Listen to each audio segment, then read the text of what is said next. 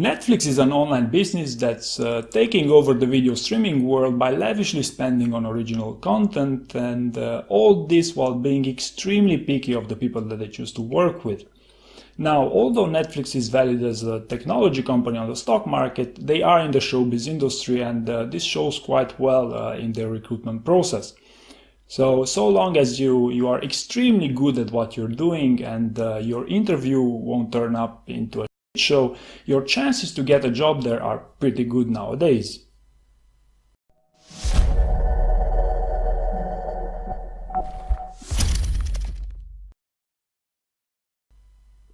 So the Netflix Culture Memo is the latest version of what Netflix used to call the Culture Deck. This Culture Deck was a document that Netflix launched for the first time in 2009 as a manifesto, fundamentally putting people over process, and it was a super important document that was complemented by the likes of Sheryl Sandberg, that called this as probably the most important document to ever come out of the Valley. Now, the latest version, the Culture Memo, is actually a shorter version of the original Culture Deck, and Reed Hastings reportedly thanked more than 1,000 international employees for contributing to this new version. Now, also interesting to note here is the other transition from a more structured document, a more PowerPoint style presentation to the more narrative format that they use today. So if Netflix invested resources into redesigning this already hugely successful document, it's probably because they realized the importance of great communication skills and for their international workforce in particular. So besides this, I believe it's important to understand that despite the fact this document is not a mandatory read for anyone working or looking for a job at Netflix, it does give you some very interesting insight as to what types of people are they looking for, and a lot of intelligence over what's the best way to phrase your CV and to structure your communication throughout the interviewing process. So going over the latest version of the Culture Memo, it starts with the equivalent of Netflix mission statement. Entertainment, like friendship, is a fundamental human need. It changes how we feel and gives us common ground. Netflix is better entertainment at lower cost and greater scale than the world has ever seen. We want to entertain everyone and make the world smile. Then it goes on mentioning their 10 core values with some exemplifying behaviors for each. This should give you a better understanding of what they're looking for in new recruits on a very high level. For example, for judgment, they expect employees to make decisions based on the long term, not near term. For communication, they expect you to be concise and articulate in speech and writing. For curiosity, you should be able to see connections that others miss. Courage, you say what you think when it's in the best interest of Netflix, even if it's uncomfortable. In terms of passion, you are tenacious and optimistic. Selflessness, you seek what is best for Netflix rather than it is for yourself or your group. Innovation, you create new ideas that prove useful. Inclusion, you collaborate effectively with people of diverse backgrounds and cultures. Integrity, you are known for candor, authenticity, transparency, and being non-political. Impact, you focus on results over process. And then it actually goes on by explaining Netflix 7 core leadership principles, which are the bread and butter of this document. The first leadership principles, that of having a dream team, is by far the most important of all of them, and here's a very interesting way to phrase this. The unusual part is that we give adequate performers a generous severance package so that we can find a star for that position. And there are some very interesting anecdotes presented with respect to this dream team concept. And the first is the difference between a family and a team. In a family, it's all about love. It's about unconditional love about your other siblings, despite their behaviors. And this is in contrast with the high performing team that. It is all about pushing your limits and essentially caring about other team members, even if you realize that you might not be on the team forever. Then another very interesting highlight that is, I believe, a Netflix branded notion, that of brilliant, and this actually refers to the fact that there's no place for such people in a team at Netflix, because simply they explain it as a matter of cost. The cost is too high for introducing such people in a team, and this could be actually despite the fact that somebody is extremely capable technically. So the idea here is for a team to be, for members of a team to push themselves to their limits, but all this in a collaborative environment, and actually the team is defined as a collection of individuals. And then it closes this first principle with a pretty interesting statement, that is, we suck at compared to how great we want to become. So I guess that the main thing that was highlighted here is, of course, that Netflix is dead serious about building high-performing teams, and also the main takeaway, in my opinion, from this as a candidate, it should be that you make sure that you really show humbleness throughout the interviewing process.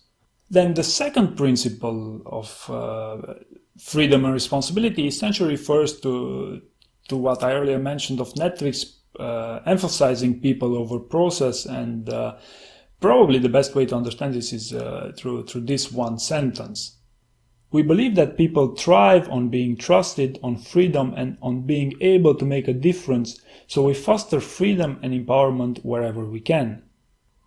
And there's a very interesting example that Reed Hastings gave during an interview, that is, in a business, if you start to favor people that are really good at executing on a process, on a recurrent procedure, you'll end up with a company of people that are really good at executing on something predefined, which is in stark contrast with the culture of innovators and of disruptors. So the main takeaway from this second principle, in my opinion, is to ensure that you have a sense of ownership, that in companies such as Netflix, which are not considered as a huge technology company, so they employ smaller teams with a higher degree of freedom and therefore responsibility, you must ensure that you really can assume ownership over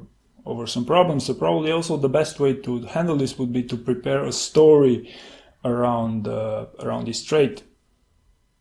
The next two leadership principles, that of inform captains and to disagree openly, go pretty well together, and they explain the decision-making process at Netflix, and this is through something that they call to farm for dissent, by which essentially means that there should be a captain in charge of every decision that of course listens for what everyone has to say, but the main point here is that there is ultimately somebody responsible for the ultimate decision, whether it's successful or not. And this comes in contrast with the other way to handle decision making, that is by panels, which actually diffuse responsibility for the sense of ownership that I mentioned for the previous principles. So this allows Netflix to basically make impactful decisions. So I believe the main takeaway from these two principles is to ensure that you have prepared a story around maybe a success that you had as a leader of a team, as a captain of a team, and to basically ensure, make your point that you have the required skills and capabilities to make these types of sometimes hard but impactful decisions. Now, the fifth leadership principle about context but not control is actually very interesting because they reference Steve Jobs, and actually people openly stating that Steve Jobs was one of the most famous micromanagers in the world. So they basically highlight that example that is not representative of Netflix culture. So needless to say that Netflix is not about micromanagement, but they very much favor people that have indeed those true critical thinking skills. Highly aligned, loosely coupled basically refers to the bureaucracy that characterizes some organizations as they grow, and the way that Netflix fights this is by spending a lot of time on strategy, but then by contrast giving people a lot of responsibility and freedom to execute on whatever strategy they see as the best fit. And finally, seeking excellence refers to Netflix's commitment to not only maintain this unique culture, but to continuously improve it, and especially using its diverse workforce. So probably the main takeaway here for a candidate would be to make sure that you emphasize on your strategic skills as well as your execution, and of course maybe also prepare a little story to highlight this. And I'll explain later in the video why I'm saying that these stories are such a good idea to prepare. It's mainly linked with the behavioral questions during the interview. Now, I know that the entire previous section was all about the key traits and behaviors that Netflix believes makes a great recruit. However, I do feel the need here to re-emphasize on some key aspects. And the first one is that Netflix is looking to hire diverse people. And it's as straightforward as it gets, since the engineering workforce at Netflix is really dominated by around 80% white males, and also this need to hire a diverse workforce has also increased as Netflix is more and more expanding internationally, so they have to also diversify their offering to a more diverse audience. And the other important aspect that I wanted to highlight here is ownership. Netflix is different from pretty much any other tech business because they have smaller teams with a lot higher degree of autonomy and the freedom of decision, but also this comes with greater responsibility. So ownership not only means that you should do a great job and you should care about your work, but also to have that special ability to defend your point, to be able to get a project through despite some criticism. And this is something that you should do in real time, not only defend your critics during one-on-ones. So overall, the whole point of this culture memo is to not only take it as a marketing manifesto, but also to really look yourself in the mirror maybe and ask yourself, are you a great fit within this Netflix culture? So there are three main places where Netflix is looking for new recruits. The first, and probably the least interesting of the three, is their jobs website, where you can essentially upload your resume and click submit. Then the second one is through various jobs websites such as Glassdoor, Indeed, and actually I was quite surprised that they put a quite high degree of emphasis on advertising on LinkedIn. where they recently had a Q&A, and they also run some other very interesting recruitment marketing campaigns. Then they also have what they call the Netflix Happy Hour, which is basically an event for people that are interested in joining Netflix. And actually, I heard about it while listening to an episode of their podcast, We Are Netflix. Now, what's the best way to apply for a job at Netflix? And as with pretty much any other company, the best way is to get an internal referral. That is somebody that currently works there to refer to to their HR team, and I believe that more often than not things will be a lot more straightforward this way. And maybe another way would be to simply cold call their hiring managers and see what type of feedback you receive.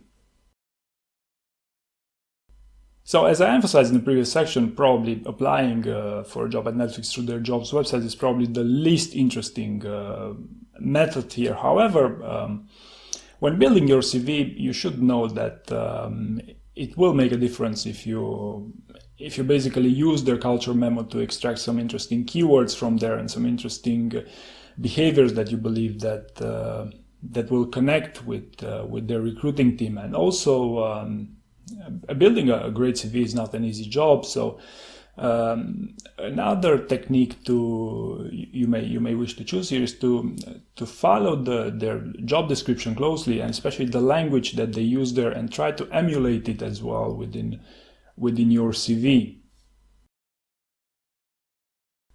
Now, when it comes to the hiring process, the main thing to emphasize here is that Netflix favors people over process, and the main reason why I'm saying this is because many other tech companies go above and beyond to do a hiring process that's as structured as possible. And while I won't go into details which one is the best, I will tell you that so long as they are transparent about these things, that's always a good sign. Now, what does it mean to have an unstructured hiring process? Well, it basically means that it's not unheard of that the Netflix hiring team would offer somebody a job on the spot, so long as they're exceptional and there's an immediate need for that skill set. Now, on the not so interesting part of things, having an unstructured hiring process means you cannot really hold people accountable for the way that they hire, meaning that the applicant experience is not a central element of their hiring strategy. And it's actually not unheard of to have people to wait more than 4 months for a reply after essentially applying with a CV. So for the hiring steps, if you pass the initial screening stage, there will be some contact either through telephone or online, into which basically the recruiter will assess your probability to be a good fit at Netflix. Then there will also be a second one with the higher up, with a hiring manager, for instance. And for example, for technical roles, they will test your technical abilities either by phone through some 1-hour exercise, or you will also likely be offered the options to take a take-home assignment. But the downside of that is that will take you up to 8 hours by some accounts. As you'd expect, after the phone screening, you will be invited to the on-site interview, which will be a panel interview, which is a great thing, by the way. And the way that works is with one-on-ones, half split between the technical abilities and half for cultural fit. Now, one important highlight here is for the technical ability. For instance, if you're good at algorithms, that won't suffice. You also have to be great and at defending your ideas, and that sense of ownership that I mentioned earlier in the video. Essentially, they put a lot more emphasis on your communication skills rather than on your technical abilities at this stage. Also, if you're going to be provided with an offer, keep in mind that salary is one of the last things to discuss there, and Netflix also prides themselves of being able to match salaries with the top of your own market. And maybe one more note here as a closing note.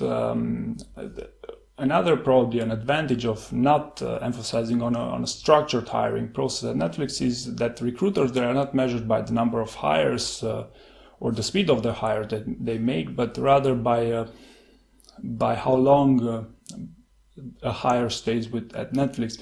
So they are essentially recruiting for the mid to long term, that is 3 to 5 years. Now, since the interviewing process is not structured, is not set in stone, you will likely be asked rather diverse type of questions from the recruiter to the hiring manager all the way to the team manager. However, there is one thing that they will test, that is the cultural fit, and basically ask you at least a few questions about Netflix Culture Memo. So this being said, here are some examples that I compiled using some online resources. And last but not least, be sure to also prepare some questions for them. And if you're looking for some inspiration here, I also have a method that I also found online that is the 4 C's method. And the idea here is to look at 4 areas where you could eventually ask them questions. So you may choose from these questions as you see fit. So there you have it. I hope you found this video interesting, and please, if you dislike this video, you know what to do. But if you did like it, please consider signing up for more such videos. Thank you very much for watching.